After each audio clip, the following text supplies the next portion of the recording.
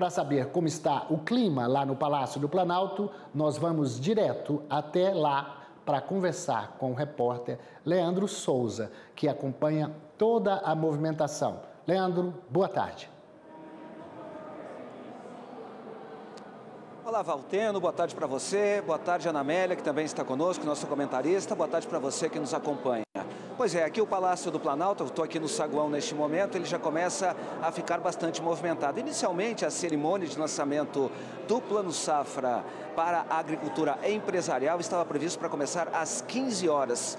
Mas a gente sabe, acabou atrasando aí o anúncio do Plano Safra da Agricultura Familiar em 1h30. E agora, a previsão que me foi informada agorinha pela Secretaria de Comunicação aqui do Palácio do Planalto é que a cerimônia comece às 4 horas da tarde. Por isso, a movimentação aqui já começa a ser grande. Eu vou pedir para o nosso cinegrafista, o José Ferreira, dar uma viradinha à sua direita no monitor, à minha esquerda aqui, para você ver que de fato as filas já começam a se aglomerar ali do lado de fora, ou seja, são pessoas, representantes de entidades empresariais, do setor agropecuário, pessoas interessadas, de fato, ligadas diretamente ao setor agropecuário e também políticos que estão fazendo o seu credenciamento para acompanhar aqui o lançamento do Plano Safra, que, como foi dito agora há pouco, só em relação ao Plano Safra empresarial deve ficar no volume de 400 bilhões e meio de reais. As informações que já foram vazadas pelo próprio ministro da Agricultura, o Carlos Fávaro, dão conta de que os juros devem girar entre 7% e 12%, sendo que a taxa mais baixa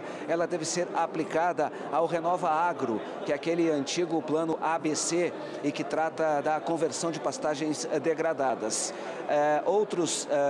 O volume de recursos, ou seja, o juro mais alto, esse deve ficar por conta do custeio, do financiamento para o custeio. O que se sabe efetivamente a respeito do que já vazou pela boca do próprio ministro Carlos Fávaro é de que vão ser destinados pelo menos 7 bilhões e 300 milhões de reais em recurso para os programas de investimento, esses que terão então os juros entre 7% e 11%.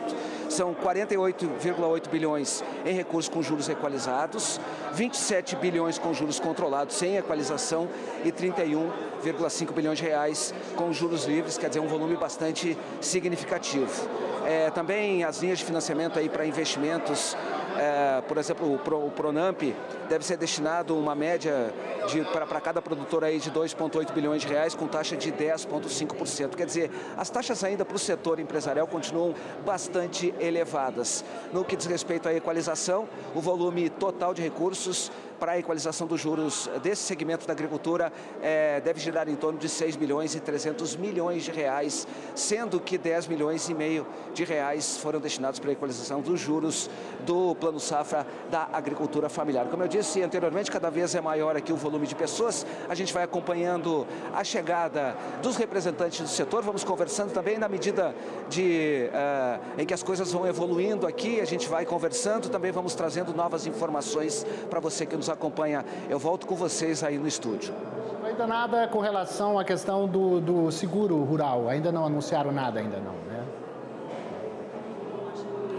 Não, Valteno, não anunciaram nada a respeito do seguro rural e esta é uma questão, inclusive, que é bastante preocupante para o setor. A gente sabe que no ano passado, por exemplo, o volume de 1 bilhão de reais foi insignificante no que diz respeito à cobertura mais ampla do setor agropecuário, que pedia 3 bilhões de reais. O volume acabou, inclusive, sendo reduzido pelo próprio Congresso Nacional posteriormente, quando remanejou, inclusive, algumas emendas parlamentares. No entanto, para esse ano, a perspectiva, ela ainda não é positiva em relação à questão do seguro rural, inclusive o próprio presidente da Frente Parlamentar da Agropecuária, o deputado Pedro Lupion, ontem ainda falando a respeito do assunto, demonstrou bastante preocupação em relação a esse tema.